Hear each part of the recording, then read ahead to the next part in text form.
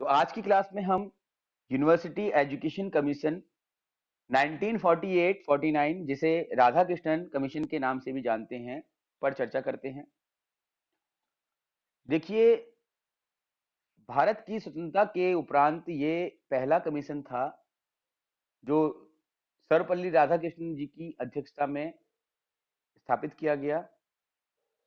और हम इस कमीशन की कुछ सिफारिशें जो है उन पर चर्चा करेंगे और ये सिफारिशें आप लोगों को समझनी भी हैं और कुछ हद तक आपको इनके कुछ पॉइंट्स जो हैं वो याद भी करने हैं। सबसे पहले, उद्देश्य क्या है शिक्षा का? तो कभी भी कोई भी कमीशन हो चाहे समिति हो, जब उसका गठन होता है तो चर्चा सबसे पहले उद्देश्य पर रहती है, क्योंकि जब उद्देश्य निर्धारित होते हैं उसके फिर अनुरूप ही आगे के जो काम हैं वो आरंभ होते हैं। एम ऑफ एजुकेशन क्या है? उद्देश्य राधा कृष्णन जी के अनुसार, तो राधा कृष्णन जी के अनुसार कुछ पॉइंट्स यहाँ पर लिखे गए हैं इस आयोग की सिफारिशों के आधार पर। इनको हम समराइज करते हैं। To teach that life has a meaning, ये पढ़ाना कि जीवन का एक अर्थ है, और या ये कहें कि जीवन के अर्थ को समझाना कक्षा कक्ष में, ये शिक्षा का प्रमुख उद्देश्य होना चाहिए। To awaken the innate ability to live the life of a soul by developing wisdom, हर किसी बच्चे के अंदर या व्यक्ति के अंदर कुछ जन्मजात एबिलिटीज होती हैं, योग्यताएं होती हैं, बस शिक्षा का उद्देश्य उन योग्यताओं को बाहर लाना होना चाहिए।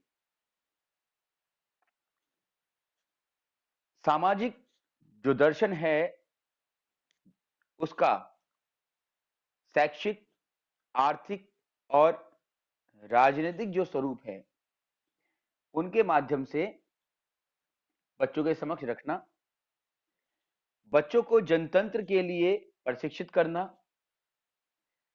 और बच्चों में स्व का विकास करने का प्रशिक्षण देना, ये कुछ प्रमुख उद्देश्य हैं शिक्षा के। इसके अकॉर्डिंग, तो राधा कृष्णन आयोग के अकॉर्डिंग, या फिर आप कहें कि विश्वविद्यालय आयोग के अनुसार, to develop certain values like fearlessness of mind, strength of conscience and integrity of purpose, कुछ ऐसे मूल्यों का विकास करना जैसे कि भय रहित वातावरण या मस्तिष्क, कि बच्चा कोई भी काम करे उसको काम करने में डर ना लगे, वो चैलेंजेस को स्वीकारने योग्य बने, और जो सांस्कृतिक विरासतें हैं उनका संरक्षण करना और साथ ही साथ उनको हस्तांतरित करना। उन विरासतों में अगर कुछ कमियां हैं, संस्कृति में कुछ लगता है सुधार हो सके, तो उनमें सुधार करने के योग्य भी बालक को बनाना शिक्षा का एक उद्देश्य होना चाहिए। To enable to know that education is a life long process, बच्चों को आजीवन अधिगम करने योग्य बनाना भी शिक्षा का उद्देश्य है। To develop understanding of the present as well as the past, वर्तमान के साथ साथ जो बीत चुका है उसके संदर्भ में समझ का विकास करना भी शिक्षा का उद्देश्य होगा। तो अगर हम एक सार में बात करें तो शिक्षा का एक व्यापक उद्देश्य है कि बच्चे को जीवन जीने के जो कौशल हैं, जो भी आवश्यकता उसे पड़ती हैं, उनका बच्चे में विकास कर देना, जिससे बच्चा अपने समाज में जनतांत्रिक मूल्यों का निर्वहन करते हुए अपना जीवन यापन कर सके, अपने अधिकारों को समझ सके, अपने कर्तव्यों को समझ सके। बच्चे को जो संस्कृति से मूल्य मिले हैं उन मूल्यों को पहले तो स्वयं में अप्लाई करे और उसके बाद फिर अपनी आने वाली पीढ़ियों को भी वो हस्तांतरित कर सके। बच्चा स्वयं का विकास स्वयं कर सके, इसके लिए वो आजीवन अधिगम करने योग्य बने। ठीक है, केवल विश्वविद्यालय स्तर तक शिक्षा लेने के उपरांत ये ना समझे कि शिक्षण या अधिगम पूर्ण हो चुका है, अब कुछ नहीं करना है। तो जीवन आजीवन बच्चा कुछ सीखता रहे और उसके अंदर जो भी क्षमताएं हैं वास्तविक रूप से वो क्षमताएं बाहर आए और उन क्षमताओं के आधार पर बालक अपने जीवन का जो भविष्य है उसका उसका निर्धारण कर सके। वोकेशनल और प्रोफेशनल जो ट्रेनिंग है या एजुकेशन है वो देना भी इसका उद्देश्य बताया है राधाकृष्णन जी ने। फिर है teaching staff.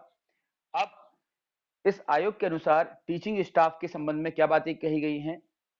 There would be 4 category of teachers. ये एक फैक्ट है तो इसको आप लर्न कर लीजिएगा कि राधाकृष्णन आयोग के अनुसार या उनकी सिफारिशों में शिक्षक की कितनी कैटेगरीज बनाई गई हैं या कितने स्तर पर वर्गीकरण किया गया है। विश्वविद्यालय शिक्षा में शिक्षक कार्य का कितना वर्गीकरण है या कि कौन कौन शिक्षक हो सकते हैं। तो पहला इसमें है प्रोफेसर, टॉप से टॉप फ्रॉम डाउन जा रहे हैं हम, ठीक है ना, टॉप टू डाउन सॉरी। तो प्रोफेसर सबसे उच्च स्थान पर, फिर रीडर, फिर लेक्चरर एंड फिर इंस्ट्रक्टर। आपने जहां से भी बीएससी एमएससी एटसेट्रा किया है तो आपने उन कॉलेजेस में इनको असिस्टेंट प्रोफेसर, एसोसिएट प्रोफेसर या प्रोफेसर के नाम से सुना होगा। तो लेक्चरर को बोलते हैं असिस्टेंट प्रोफेसर, सहायक प्राध्यापक।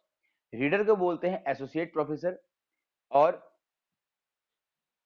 प्रोफेसर को प्रोफेसर ही कहा जाता है। इंस्ट्रक्टर होते हैं जैसे लेबोरेटरी वगैरह में आपको निर्देशित करने के लिए कुछ निर्देशक रखे जाते हैं, उन्हें हम इंस्ट्रक्टर कहते हैं, जिनका काम सिर्फ आपको सहायता प्रदान करना होता है। जैसे आपकी कंप्यूटर लैब में, आपकी केमिस्ट्री लैब में, आपकी बायो लैब में इस प्रकार के आपको इंस्ट्रक्टर्स मिलेंगे। Promotion from one category to another to be solely on grounds of merit. एक कैटेगरी से दूसरी कैटेगरी में जाने के लिए यानी कि लेक्चरर से रीडर बनने के लिए या कहें कि असिस्टेंट प्रोफेसर से एसोसिएट प्रोफेसर बनने के लिए मेरिट के आधार पर चयन किया जाएगा, ठीक है, और यही प्रोन्नति का एकमात्र आधार रहेगा।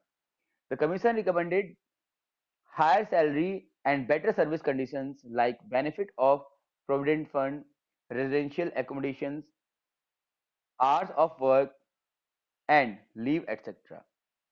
तो इस कमीशन ने इस बात को भी स्वीकारा है कि शिक्षण कार्य में गुणवत्ता तभी आएगी जब हम शिक्षक को एक अच्छी सैलरी देंगे या वेतन देंगे, उसके साथ साथ एक अच्छा कार्य करने का वातावरण हम बनाएंगे। कुछ फंड, रेजिडेंशियल एकोमोडेशंस मतलब जहां पर विद्यालय है उसके आसपास विद्यालय की तरफ से या यूनिवर्सिटी की तरफ से शिक्षक के रहने की व्यवस्था और साथ ही साथ कुछ आवश्यक अवकाश की व्यवस्था यहाँ पर की जानी चाहिए। स्टैंडर्ड्स ऑफ टीचिंग क्या होने चाहिए? The standard of admission to the university course should correspond to that of immediate examination. The maximum number of arts and science faculties of the teaching university be fixed at 3000 and is in affiliated college at 1500। तो जो university campus हैं वहां पर 3000, जबकि संबद्ध महाविद्यालय हैं वहां पर 1500 की एडमिशन मैक्सिमम होने चाहिए। जैसे हमारा हल्द्वानी में जो महाविद्यालय है मोतीराम बाबूराम राजकीय महाविद्यालय एमबीपीजी कॉलेज जिसको हम कहते हैं, ये एक संबद्ध विद्यालय है जिसकी मान्यता कुमाऊं यूनिवर्सिटी से ली गई है। तो यहाँ पर 1500 और डीएसबी कैंपस जो है, जो यूनिवर्सिटी का एक कैंपस है, या एसएस जीना कैंपस अल्मोड़ा में है, ऐसे कैंपस में 3000 की स्ट्रेंथ हो सकती है।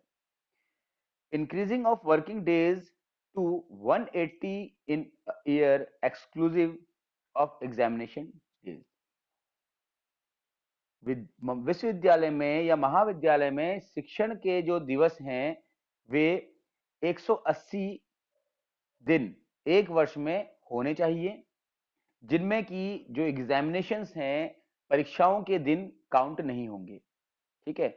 माना कि 10 दिन की परीक्षा होती है तो उसको मिलाकर के कुल 190 दिन हो जाएंगे, राइट। तो 180 दिन की पढ़ाई तो कम से कम होनी चाहिए। आज भी 180 दिन की ही पढ़ाई है और जो प्रोफेशनल कोर्सेज हैं, वोकेशनल कोर्सेज हैं, वहां पर 200 से 220 दिन का रखा गया है टारगेट।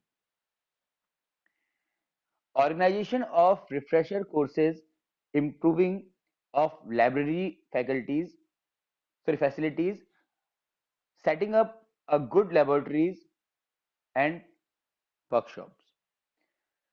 तो विश्वविद्यालय स्तर की जो शिक्षा है उसमें लाइब्रेरी के साथ साथ अच्छे प्रयोगशालाएं और कार्यशालाएं भी होनी चाहिए। प्रिस्क्राइबिंग गुड बुक्स, लाइब्रेरी में अच्छी किताबों का संग्रह होना चाहिए। ओपनिंग ऑफ ऑक्यूपेशनल इंस्टीट्यूशंस, और हमें आवश्यकता है कि हम उच्च स्तर की शिक्षा में अब कुछ ऐसे विद्यालयों या महाविद्यालयों या फिर कहें कि संस्थानों को खोलें या आरंभ करें जहां पर बच्चे को व्यावसायिक शिक्षण प्राप्त हो सके। Experimenting with the evening colleges for working people, सायकालीन विद्यालयों पर भी हम प्रयोग कर सकते हैं। आपको अगर जानकारी होगी तो कुछ 2-3 साल पहले हमारे एमबीपीजी कॉलेज में भी इवनिंग क्लासेस चलाई गई थी जो कि सक्सेसफुल नहीं हो पाई। ठीक है ना। तो seminars for PG students, but Haldwani में एमबीपीजी कॉलेज में सक्सेसफुल नहीं हो पाई, किंतु बाहर जो मेट्रो सिटीज है वहां पर ये सक्सेसफुल हैं।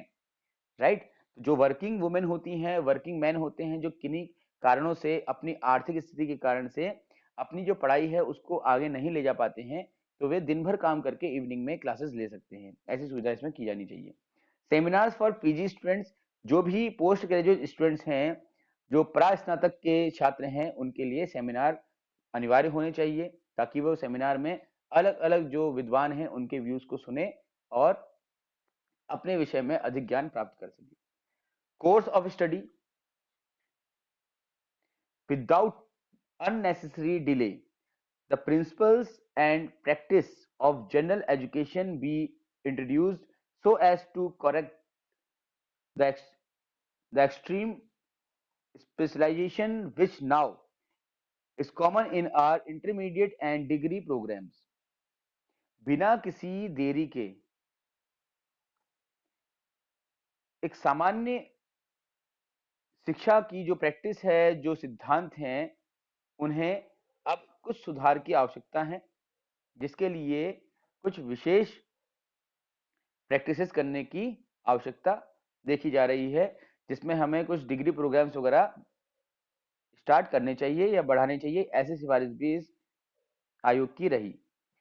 The commission emphasized on students acquaintance with their physical environment, effective use of language, introduction of basic ideas of science and appreciation of higher values। Commission ने या आयोग ने इस बात पर भी बल दिया है या एम्फेसाइज किया है कि छात्रों को उनके भौतिक वातावरण, भाषा के प्रभावपूर्ण प्रयोग और सामान्य विज्ञान और जो मानवीय मूल्य हैं उनके लिए प्रेरित करना चाहिए, ताकि बच्चे सिर्फ एक अकादमिक शिक्षा ही प्राप्त ना करें बल्कि अपने जीवन की तैयारी के लिए एक सर्वांगीण शिक्षा ले सकें। Post graduate training and research, the commission laid emphasis on increased facilities for postgraduate research and training. A PhD student should have adequate grasp of his subject both in breadth and depth. Post graduate training और research के लिए जो ये आयोग है वो ये कहता है, क्योंकि ये एक प्रकार से मास्टरी होती है अपने विषय की, तो किसी भी ऐसे छात्र को जो पोस्ट ग्रेजुएट ट्रेनिंग कर रहा है या पीएचडी कर रहा है, उसको अपने विषय की डेप्थ और ब्रेथ नॉलेज होनी चाहिए, यानी कि व्यापक और गहन ज्ञान उसे होना चाहिए। University teachers should give the community punctuality, efficiency and devotion to duty in relation to their teaching work and new ideas and newer methods in relation to their research work। और जितने भी विश्वविद्यालय के शिक्षक गण हैं या प्राध्यापक वर्ग हैं, वे अपने हर कार्य के लिए पंक्चुअल रहें, इफिशिएंट रहें और साथ ही साथ अपने जो भी उनको दायित्व मिले हैं उनको पूरे डिवोशन के साथ उनका निर्वहन कर सके और अपने शिक्षण में नए नए विचारों के साथ साथ नए नए जो मेथड्स हैं, जो विधियां हैं शिक्षण की, उनका प्रयोग भी करें। Professional education, the commission advocated increase facilities for the study of professional courses like agriculture, commerce, engineering, technology and law. Commission इस बात को भी एडवोकेट करता है या इस बात की भी सिफारिश करता है कि अब हमें उच्च शिक्षा में जो प्रोफेशनल कोर्सेज हैं जैसे कृषि है, वाणिज्य है, अभियांत्रिकी है, इंजीनियरिंग जिसे हम कहते हैं, तकनीकी है तथा विधि यानी लॉ को भी शामिल करना चाहिए और उनमें अधिक से अधिक सुविधाएं उपलब्ध करानी चाहिए. The study of agriculture in primary, secondary and higher education be given high priority in national economic planning. हमारी जो नेशनल इकोनॉमिक प्लानिंग है, राष्ट्रीय आर्थिक योजनाओं के अंतर्गत कृषि को प्राथमिक, माध्यमिक और उच्च शिक्षा में स्थान देना अनिवार्य है. So far as possible, agricultural education be given in a rural setting. और जितना संभव हो सके हमें यह कृषि शिक्षा गांव और दूर दराज के इलाकों तक पहुंचानी चाहिए, क्योंकि जो कृषि कर रहे हैं यदि वे ये शिक्षा लेंगे तो कृषि उन्नत होगी. और क्योंकि हमारा जो देश है वो कृषि प्रधान देश है, तो हमारे देश का जो आर्थिक ढांचा है वो भी कृषि की उन्नत नस्ल पर ही निर्भर करता है या कृषि की उन्नति पर ही निर्भर करता है. तो course be remodulated and more time given to school practice and more weight to practice in assessing the student performance. जो भी पाठ्यक्रम है उसमें अधिक से अधिक अभ्यास करने के अवसर बच्चे को प्रदान करने चाहिए और जो प्रैक्टिकल वर्क है उसको अधिक महत्व देना चाहिए जिससे कि बच्चे का जो परफॉर्मेंस है वो बेहतर हो सके. A commerce student should be given opportunities for practical work in 3 or 4 different kinds of firms. एक वाणिज्य के छात्र को क्योंकि उसका जो कार्य है वो बड़ी-बड़ी कंपनियों में या बड़े-बड़े जो आपके कॉर्पोरेट एरियाज होते हैं उनसे संबंधित होता है, तो उसको अलग-अलग क्षेत्र में कम से कम 3 से 4 जो अलग-अलग तरीके की फर्म होती है वहां पर काम करने का मौका मिलना चाहिए, यानी कि वो प्रयोगात्मक रूप से वहां कार्य कर सके, व्यवहारिक रूप से कार्य कर सके. जो सिद्धांत उसने सीखे हैं उनका वो धरातल पर कितना प्रयोग कर पा रहा है ये नॉलेज भी उसको हो. The number of engineering schools be increased to more for training of grade 4 and 5. 4 से 5 ग्रेड से भी अधिक अब हमें इंजीनियरिंग के लिए जो ग्रेड्स हैं वो करने चाहिए और कोशिश करनी चाहिए कि हम जो हमारे इंजीनियरिंग कॉलेज हैं उनमें गुणवत्ता लाएं और नंबर ऑफ इंजीनियरिंग कॉलेजेस बढ़ाएं. आपने देखा होगा पहले आईआईटी नंबर ऑफ आईआईटीज जो है बहुत कम हुआ करते थे और धीरे धीरे धीरे वो आपके बढ़ रहे हैं. ठीक है, पॉलिटेक्निक कॉलेजेस पहले कम हुआ करते थे, अब वो धीरे धीरे बढ़ चुके हैं. अब तो काफी समय से आप देख रहे होंगे बीटेक कॉलेजेस जो हैं वो पहले सिर्फ सरकारी से हुआ करते थे, प्राइवेट में चले गए हैं. तो इस प्रकार से नंबर ऑफ कॉलेजेस को बढ़ाने की सिफारिश राधाकृष्ण आयोग द्वारा की गई थी. While establishing new such types of colleges, attention should be paid on the actual need of the nation. जब हम इस प्रकार के संस्थानों को बढ़ावा देंगे तो हमें यह ध्यान देना है कि हमारे राष्ट्र को एक्चुअली इनकी कितनी और किस प्रकार की आवश्यकता है. Uncritical repetition and blind imitation of existing ones here and abroad should be avoided. यदि कोई ऐसा महाविद्यालय संस्थान जो कि पहले से अवस्थित है, पहले से स्टैब्लिश्ड है, तो उसको हम इग्नोर कर सकते हैं और नए ट्रेड को चलाने वाले एक नए इंस्टीट्यूट को हम खोल सकते हैं. A 3-year degree course is offered in special law subject. विशेष विधि विषय में 3 वर्ष का डिग्री कोर्स होना चाहिए, पाठ्यक्रम होना चाहिए. Students pursuing degree courses in law shall not be allowed to carry other degree courses simultaneously except in a few instances where advanced students have proved their interest and are studying related subjects in law and some other fields. The maximum number of admission to a medical college be 100 provided the staff and equipment for that number are available. तो अब क्या करना है कि हम बात कर रहे थे कि जो हमारे इंजीनियरिंग कॉलेजेस हैं, जो नंबर ऑफ कॉलेजेस हैं, उनको बढ़ाया जाना चाहिए। तो बढ़ाने के लिए हमको ये ध्यान देना है कि वैरायटी हमको लेकर के आनी है, ना कि सेम ट्रेड को अलग-अलग स्थानों में खोल देना है, ठीक है? तो वैरायटी पर हमने ज़्यादा फोकस करना है और साथ ही साथ जो एडमिशन के लिए जो सीट्स हैं, उनको भी धीरे-धीरे बढ़ाने का प्रयास करना है और शिक्षा में गुणवत्ता लाने के लिए जो शिक्षण कार्य है, उस पर भी अधिक सुधार करने की आवश्यकता है। रिलीजियस एजुकेशन के संबंध में ये आयोग कहता है कि all educational institutions should work with a few minutes for silent meditation. हर शैक्षिक संस्थान को कुछ समय मेडिटेशन अनिवार्य करना चाहिए या उस पर कार्य करना चाहिए।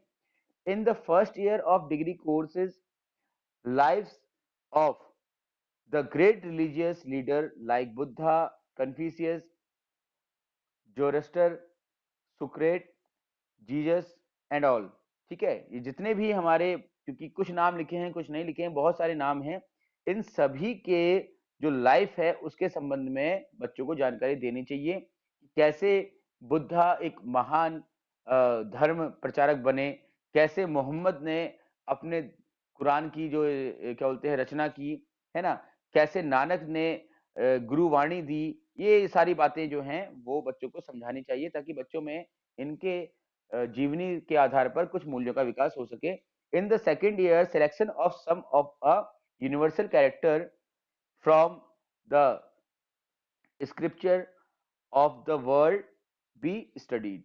तो पहले कुछ सामान्य जो पर्सनैलिटीज हैं, कुछ जो सामान्य महामानव हैं, उनकी जीवनी, उसके बाद फिर वैश्विक स्तर पर हम जो बड़ी-बड़ी जो ऐसी हस्तियां हैं उनकी जानकारी दे सकते हैं या उनके संबंध में हम चर्चा कर सकते हैं। In the third year, the central problems of the philosophy of religion are consider. और उसके बाद तीसरे साल में, थर्ड ईयर में, हमें अब ये डिस्कस करना है कि जो अलग-अलग धर्म हैं, अलग-अलग रिलीजन हैं, उनकी आइडियोलॉजी में क्या अंतर है, क्यों अंतर है और क्या-क्या हमको उनसे सीखने की आवश्यकता है।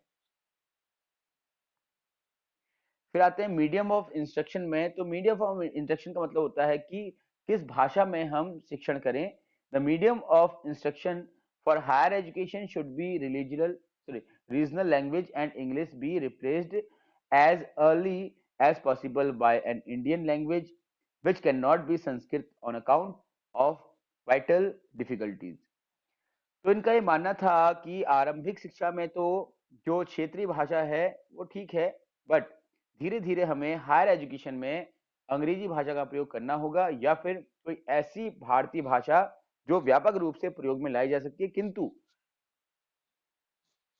संस्कृत में हम उच्च शिक्षा नहीं दे सकते क्योंकि संस्कृत जो भाषा है वो अपने आप में एक जटिल भाषा है, जिसे सीखना या जिसका प्रयोग कर पाना हर किसी के लिए संभव नहीं होता। English be studied in high schools and in universities in order that we may keep in touch with the living stream of every growing knowledge। और इनका ये मानना था कि अंग्रेजी को हम उच्च शिक्षा में शिक्षण का माध्यम बना सकते हैं क्योंकि अंग्रेजी एक वैश्विक भाषा है जिसमें सीखने की जो संभावना है वो अपार है और नया नया ज्ञान जो है, जो आधुनिक ज्ञान है, वो हमको अंग्रेजी भाषा में मिल सकता है क्योंकि ये एक प्रकार से इंटरनेशनल लैंग्वेज भी है। एग्जामिनेशंस की अगर बात करें तो इनका ये मानना था, if we are asked to give one single reform in university education we shall say it would be that of examination. तो राधा कृष्णन आयोग का ये कहना था कि यदि हमें ये कहा जाए कि सिर्फ एक ही सुधार आपने करना है विश्वविद्यालयी शिक्षा में, तो हमारे लिए वो सुधार होगा परीक्षा प्रणाली यानी एग्जामिनेशन। तो इतना महत्व इन्होंने इस एग्जामिनेशन की प्रणाली को दिया है। It suggested improvement in the method of appointment of examiners, in paper setting, in the system of scoring and in the organization of examination। तो पहले तो हम एग्जामिनर का अपॉइंटमेंट ही बहुत सेलेक्टिव तरीके से करें क्योंकि एग्जामिनर एक इतना प्रभावशाली व्यक्ति होना चाहिए कि उसको पूरा आइडिया हो कि कैसे इवैल्यूएशन प्रॉपर्ली किया जा सकता है, कैसे क्वेश्चन सेट किए जा सकते हैं, ब्लूप्रिंट का हम कैसे निर्माण कर सकते हैं, उसके आधार पर हम कैसे परीक्षा पत्रों का निर्माण कर सकते हैं या क्वेश्चन पेपर सेट कर सकते हैं और किस प्रकार से हम स्कोरिंग स्कीम को अप्लाई कर सकते हैं। तो ये बहुत सारी बातें जो कि एक अच्छे स्तर का परीक्षण ले सकती हैं, उसके लिए एक अच्छा एग्जामिनर होना जरूरी है। A university degree should not be required for government administrative services. Special tests and examinations for recruitment to various services should be organized. इनका ये कहना था कि केवल यूनिवर्सिटी डिग्री लेने मात्र से ही कोई एडमिनिस्ट्रेटिव लेवल की जो सर्विसेज है वहां पर नहीं जाना चाहिए, बल्कि उनके लिए एक अलग से परीक्षा की व्यवस्था होनी चाहिए। जैसे हम आज देखते हैं आईएएस है, पीसीएस है और कई तरह की परीक्षाएं होती हैं जो कि हर ग्रेजुएट या हर पोस्ट ग्रेजुएट जो होता है उसमें अप्लाई कर सकता है। No credit is given at present for classwork in courses except sometimes in case of practical work. 3 years will be involved in the first degree. The standards of success at the examination should, as far as possible, be uniform in the various universities and should be raised 70% or more for first class, 55 or 69 for second class, and at least 40% for the third class. अब student कैसे होने चाहिए? तो 2 year of physical education be required for all students. हर बच्चे के लिए, हर छात्र के लिए कम से कम 2 वर्ष की शारीरिक शिक्षा अनिवार्य होनी चाहिए। Men and women except those who are physically unfit or who are in NCC. जो ऑलरेडी एनसीसी में इन्वॉल्व हैं या फिर जो फिजिकली अनफिट हैं, उनके अतिरिक्त बाकी हर व्यक्ति के लिए फिजिकल एजुकेशन अनिवार्य होनी चाहिए। Hostels be constructed in books of not more than 50 students पर ब्लॉक। बच्चों के रहने के लिए हॉस्टल्स की सुविधा होनी चाहिए, किंतु एक ब्लॉक में 50 से अधिक स्टूडेंट्स नहीं होने चाहिए। University union should be as free as possible from political activities. University को, विश्वविद्यालय को राजनीतिक गतिविधियों से पूर्णतः स्वतंत्र रखा जाना चाहिए ताकि राजनीतिक हस्तक्षेप के कारण यूनिवर्सिटी का जो शिक्षा स्तर है उसकी गुणवत्ता में कोई असर ना पड़े। An advisory board of student welfare be organized in universities which do not have such a body. बच्चों का या छात्रों का एक एडवाइजरी बोर्ड भी गठित होना चाहिए। ठीक है, जैसे आप देखते होंगे छात्र संघ जिसे हम बोलते हैं। वुमेन एजुकेशन के बारे में कहते हैं कि जो वुमेन एजुकेशन है वो कैसी होनी चाहिए। तो देखिए, female category should try help to secure their normal places in a normal society both as citizen and as women and to prepare for it.